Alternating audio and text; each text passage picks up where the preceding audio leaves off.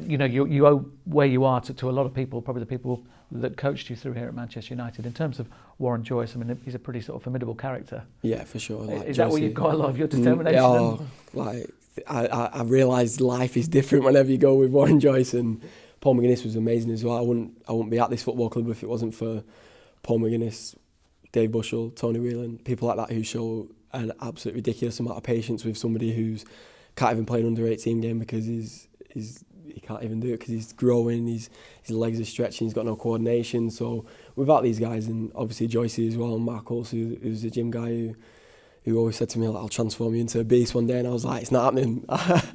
And then all of a sudden you get a bit taller and you try and get a bit stronger, and hopefully things can start clicking into place in terms of your running power and your athleticism as well. When people talk about this phrase, the Manchester United DNA, they say, well, that's just kind of made up. But those people you just talked about, is that what it's about? That's the DNA, yeah.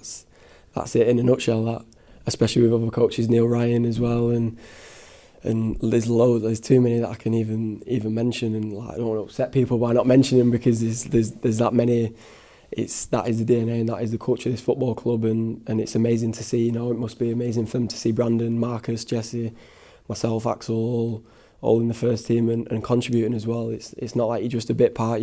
You're trying to contribute as best you can as well. Did they have to be patient with you? Is that what you're saying as well? Yeah. They saw the goal clearly. Yeah, off the pitch as well, they have to be patient. There's a lot of different things with school and your education and your digs that you're staying in. Like Dave Bushell had to change my digs like 3 or 4 times because my mum at home's maybe not happy or whatever, and it's amazing, you know, like the level of work that they go to ensure that every family and every player is happy is incredible, and it's a real credit to the academy and the staff here as well. On the other side of things, as I said, I know how difficult or how tough Warren Joyce was. Is he the most demanding coach you've had?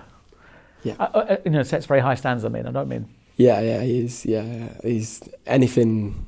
everything's a competition, and now... I was like that when I was younger, but even now, like, I'm the same. Like, everything's a competition. I can't get my head away from, if we're playing a game of cards, it's a competition. Like, I want to win. If I don't win, I'm fuming, do you know what I mean? So, but nah, Joyce, he was top for all the fitness work, all the gym work, and people didn't recognise him as much for all the technical side of it, but the way that we set up as a team was brilliant as well, and obviously it's a real credit to him with the players that he's brought through. He's had so many top players who were an example for us when we were in the reserve team, and a real look ahead and look forward to what you can achieve at this football club as well. The manager that works alongside Warren Joyce for some time, did you see similarities in the way they go about things? Because he's got a determination that's still running through him. Oh, 100%. Like, you can see it.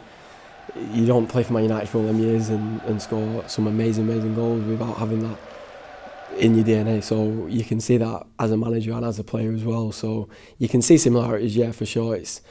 Every coach is different, but with different coaches you can see similarities from people that I've worked with in the past as well. And I think what he wants is people smiling in this place, and smiling comes from winning. I think he senses that's what he wants.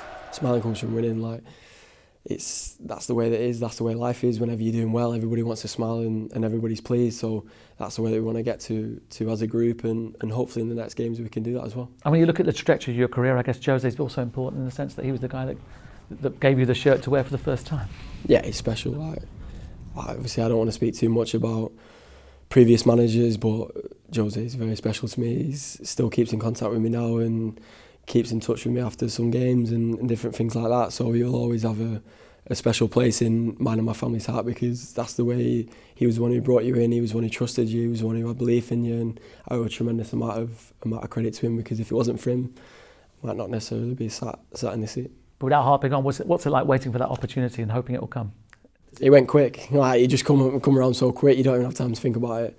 And then when you do, you have to take it. And if you don't, then you'll probably be somewhere else. If I told you about 2 or 3 years ago when you're coming through the ranks that you'd be, again, vying with Paul, with Emmanuel, with Fred, it sounds like playing FIFA 20. Yeah, or Pro Evolution. PES, yeah. I should have said PES. Yes, yeah.